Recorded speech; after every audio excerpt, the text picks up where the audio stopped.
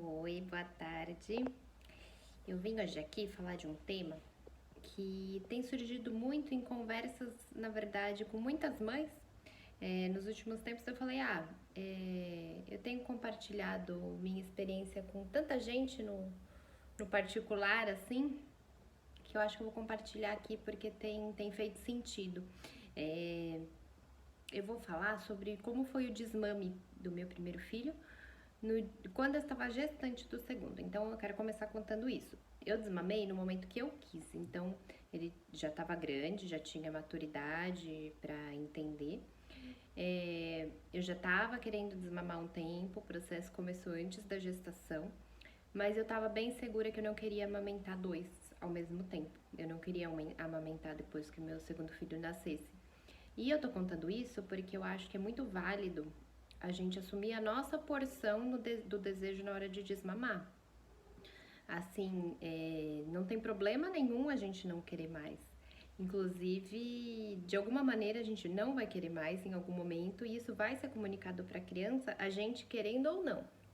Ela vai entender isso de diversas maneiras. E na minha opinião, a melhor maneira é a gente sendo bem honesto com a criança e claro que de forma lúdica, de forma a respeitar seus sentimentos, mas a gente respeitar nossa vontade de parar também.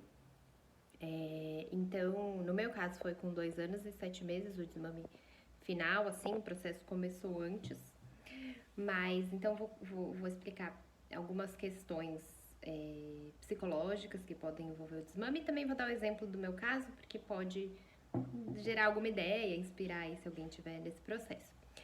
Então, bom, primeiro que queria falar que não existe idade para o desmame, assim, tem as recomendações da OMS, que qualquer um sabe e pode procurar, da idade mínima recomendada para fazer amamentação, até 6 meses a recomendação é amamentação exclusiva e depois disso até 2 anos como complementar, né?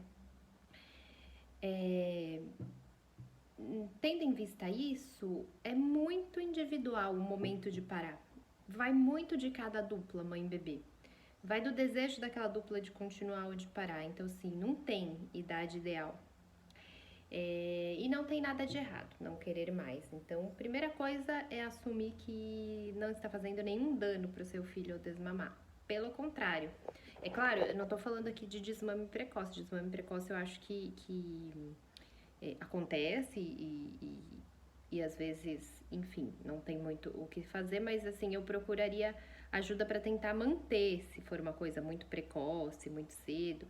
Mas enfim, não é esse o tema aqui. O tema é no momento já adequado, enfim, que nutricionalmente o leite materno já não seja essencial e aí o desmame pode acontecer no momento em que vocês quiserem. Assumindo esse desejo, assim, eu quero desmamar, isso pode ser feito de forma gentil e respeitosa para ambas as partes, porque eu acho que quando a gente não assume o que a gente quer, a gente começa a ficar com um pouco de raiva, às vezes, do momento da amamentação, certas perturbações são bem comuns, e isso é por desejo não assumido de querer parar, simplesmente. Claro, às vezes a gente tem perturbação e quer continuar, não tem problema. Eu acho que sempre tem que esperar um pouquinho para ver se quer parar ou não, porque às vezes a gente tá cansado, com sobrecarga, um monte de coisa e fala, vou parar de amamentar. Eu sempre, assim, esperaria um tempo antes de tomar essa decisão, mas uma vez que tá tomada, a melhor coisa é falar de forma, de comunicar de forma respeitosa para a criança. Então, vamos continuar falando sobre isso. Técnicas como dizer que o leite estragou, colocar curativo, passar alguma coisa no peito para pegar um gosto ruim. Eu sei que são técnicas mais rápidas que muita gente usa, mas eu vou dizer aqui porque eu não acho bacanas. Qualquer uma dessas técnicas não permite que a criança elabore a perda, que é o desmame. O desmame é uma perda para a criança e para o adulto. E a gente não tem como evitar que a criança sofra perdas na vida e na infância. E é saudável para ela, inclusive. A gente não vai produzir sofrimento deliberadamente, mas vai acontecer. E aí o nosso papel é ajudá-los a elaborar e lidar com essas perdas da forma mais saudável possível, protegendo, cuidando dessas emoções que possam surgir e tudo vai ser muito mais tranquilo dessa maneira. Então, assim, se a gente fala, passa um negócio que fica com gosto ruim no peito e a criança, tá com gosto ruim e não quero mais, pode ser um jeito rápido, que você não vai ter que quebrar muito a cabeça. Mas isso pode gerar uma fixação oral, por exemplo, porque o final daquele ciclo em que a satisfação da criança se dá por via oral, não foi feito da maneira, assim, de maneira que ela pudesse olhar para aquilo que ela está perdendo e procurar outras ferramentas nela para lidar com aquilo. Ela está perdendo alguma coisa e a gente também. Isso é fato. Então, a melhor forma é olhar com coragem para isso e assumir que é uma perda e ajudar eles a lidarem com essa perda. Então, para isso, eles precisam de comunicação do que está acontecendo e oportunidade de elaborar. Então, por essas razões que eu falei, na minha opinião, o ideal é que o desmame seja gradual. Que a criança vá vendo que aquilo tá acabando, tá diminuindo, que ela vá sendo avisada. E pode ser que ela fique um pouco ansiosa, e pode ser que ela levante algumas angústias, mas nosso papel é acolher e ajudá-los a lidar com essas angústias que podem surgir, né? Então, eu vou dar meu exemplo particular, várias coisas que eu fiz como inspiração, para ilustrar isso que eu tô falando, né? Então, bom, em primeiro lugar, partiu, como eu falei, do meu desejo de parar. Isso antes da gravidez. Eu não tinha problemas com a amamentação noturna. Eu sei que a maioria das pessoas até começa pela noturna, né, que é a que mais incomoda, mas eu comecei pela diurna, que era a que me incomodava, e limitei a livre demanda.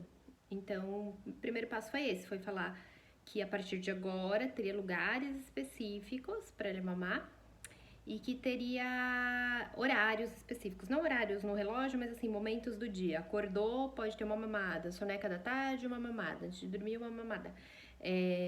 Isso começou muito antes do desmame final, inclusive.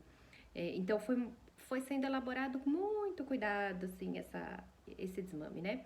Então, isso começou, acho que, quase que um ano antes, mas isso foi porque naquele momento meu objetivo não era desmamar.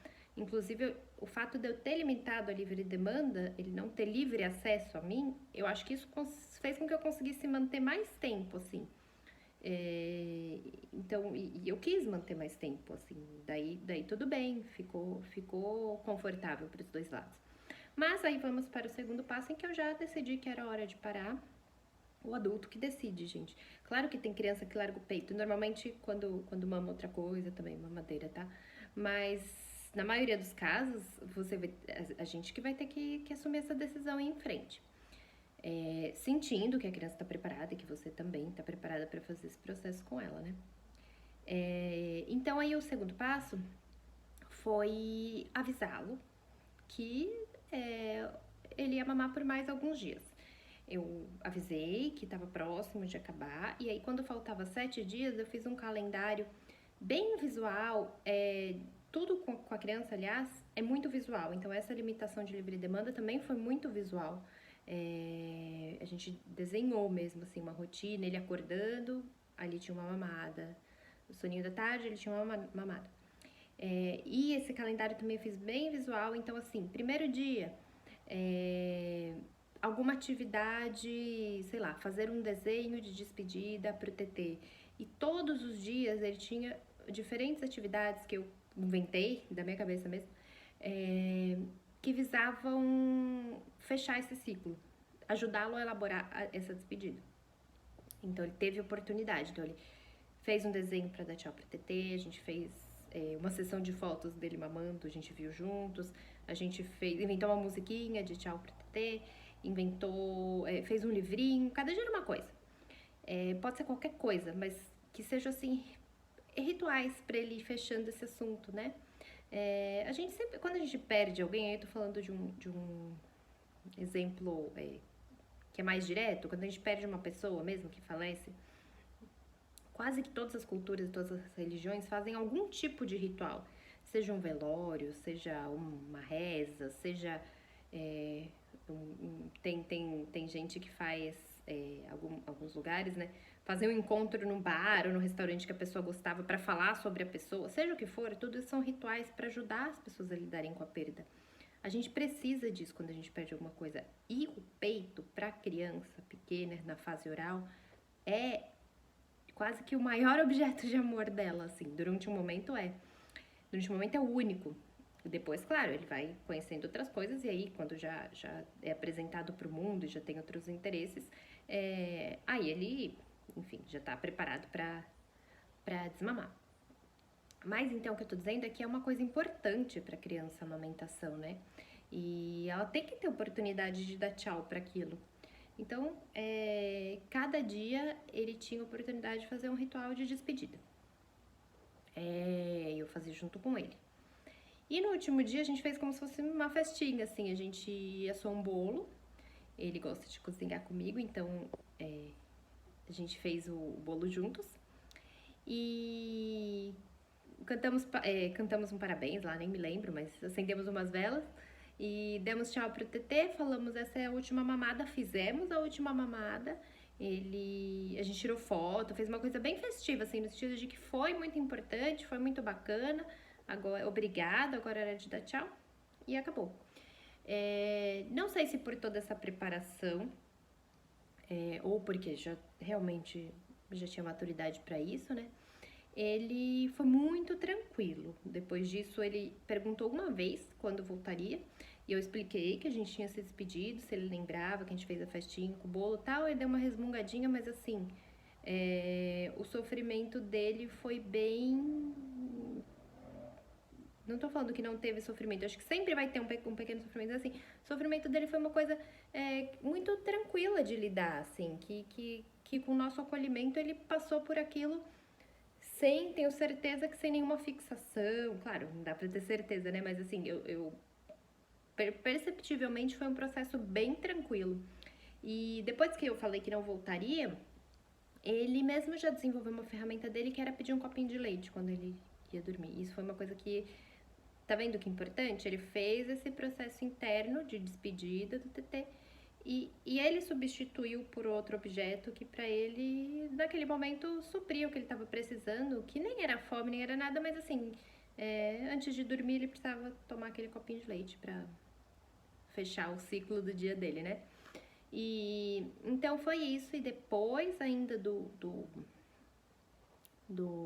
desmame total, eu fiz como recordação para nós um livrinho, assim, um albinho de fotos, né?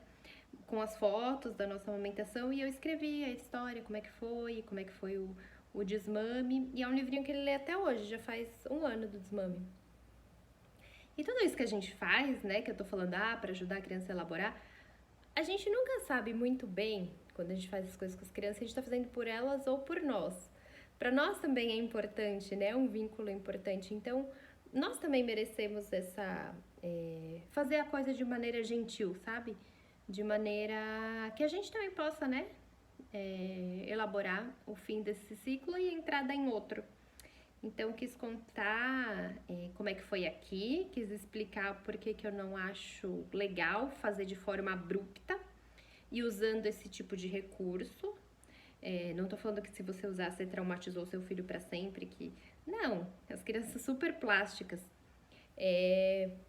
Mas por que não aproveitar essas oportunidades, né, de grandes mudanças, grandes passagens de ciclo, para ensinar para eles também ferramentas para lidar com as perdas da vida, né, com as coisas que vão acontecer daí para frente. Essa é uma das primeiras grandes perdas e mudanças que eles vivem, né, mas que não precisa ser muito sofrida, pode ser um sofrimento aí que dá para lidar, que eles aguentam, que a gente aguenta passar com eles, né? Tudo com muito respeito e cuidado.